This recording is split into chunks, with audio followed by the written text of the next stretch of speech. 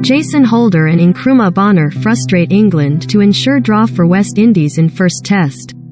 Joe Root struck a century to go with 121 from Zach Crawley as England declared with a lead of 285 on the morning of the final day.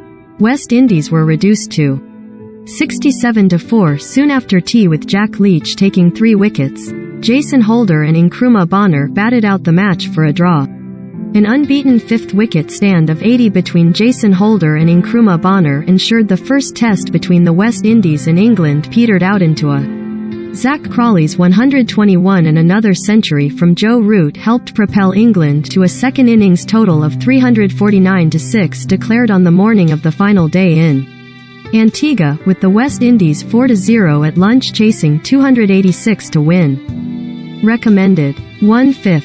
County ins and outs, all the signings for the 2022 season. Read more. Recommended by Craig Braithwaite and John Campbell continued that solid start in the afternoon session with an opening stand of 59, but the pair departed in quick succession and the home side were further reduced to 67-4 soon after tea thanks in no small part to 3 wickets from Jack Leach.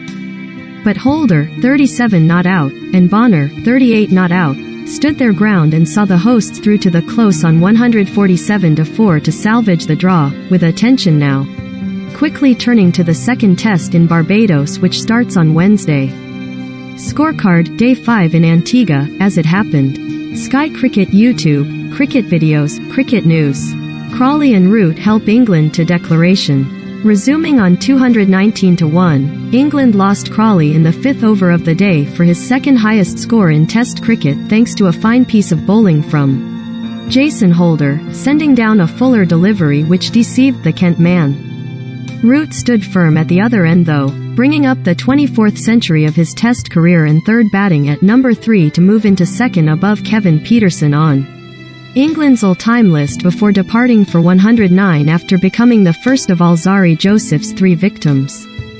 Dan Lawrence left no one in any doubt as to the tourists' intentions on Day 5 either with a breezy 37 from 36 balls which included 4 fours and 1 6 to help accelerate the run rate on what had been an otherwise slow-scoring pitch.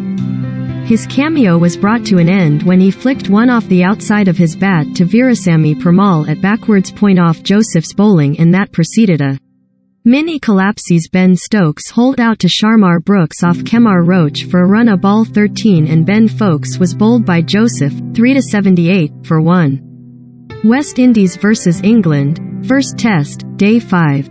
England declared on 349-6 Zach Crawley, 121, and Joe Root, 109. Both scored centuries. Alzarri Joseph the pick of the West Indies bowlers with 3-78 West.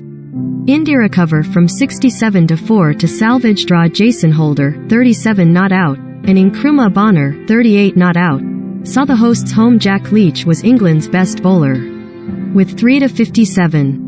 Johnny Bairstow, Centurion from the first innings, and Chris Wokes came together to see England through to a lead of 285 though before Root called them into signal declaration, ultimately giving them 4 overs to bowl at the West Indies before the lunch break. With Mark Wood sidelined for the rest of the match with an elbow injury, Root opted for a mix of seam and spin with the new ball and it almost yielded a reward. 8 overs into the reply when Campbell's ill-timed sweep off Jack Leach was put down by Crawley with the batter still on 2. Indeed, Campbell in particular had a couple of hairy moments en route to he and Craig Brathwaite putting on a half-century opening stand. However, the left-hander would eventually run out of luck. Leach makes inroads, but England frustrated. It was Stokes who made the breakthrough in the 25th over, snaring Brathwaite, 33, lbw and bringing to an end what had been a good opening partnership. Followed the next over by Campbell, 22, lofting one off Leach's bowling straight to Overton at mid-on. Leach's second, coming as Brooks edged the left armour to Crawley for just 5, brought about the tea break and left the West Indies in disarray and effectively any slim hopes the hosts still harbored of winning this game. It was now a case of having to dig in when play resumed, but a moment of madness from Jermaine Blackwood as he carelessly swiped at one from Leach which trapped him LBW, with the 30-year-old eventually returning to the pavilion after asking to review a decision he had no chance of overturning. At the other end though, Holder was watchful and first innings Centurion Bonner took an incredibly patient approach as he took 34 balls to get off the. England, meanwhile, had no luck with reviews after opting not to ask for another look when an LBW appeal which went against Leach, 3-57, even though subsequent television replays indicated the ball would have gone on to hit the stumps and then Ultra Edge showing Holder did not get an edge on one from the spinner when they were convinced it did. And then when Overton had an appeal for LBW against Bonner while he was on 25 given, the review from the batsman saved him after showing an inside edge before striking his pads. Nevertheless, both teams will be taking plenty of positives into the second test when it starts in 4 days' time. What they said. England captain Joe Root, speaking to BT Sport. I am really proud of the team today and throughout the week.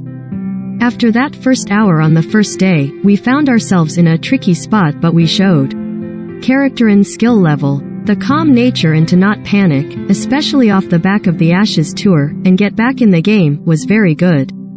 I thought we got better and better as the game went on. Our seamers applied themselves on a docile wicket and I thought Leachy was brilliant. He gave us great options in the first innings, holding the game, and took wickets today. I can't fault anyone. Former West Indies all-rounder Carlos Brathwaite, speaking on BT Sport. If I was Craig Brathwaite or a senior player in the West Indies dressing room, I would have found it a bit disrespectful that with two set batsmen in and the pitch playing as it was, that England still felt they could get 6 wickets, going all the way down to 5 balls. Would England have done that against Australia, New Zealand, India, Pakistan? I think the answer is no, so why have they done it against us? We have 2 tests now to prove we are better than England think we are.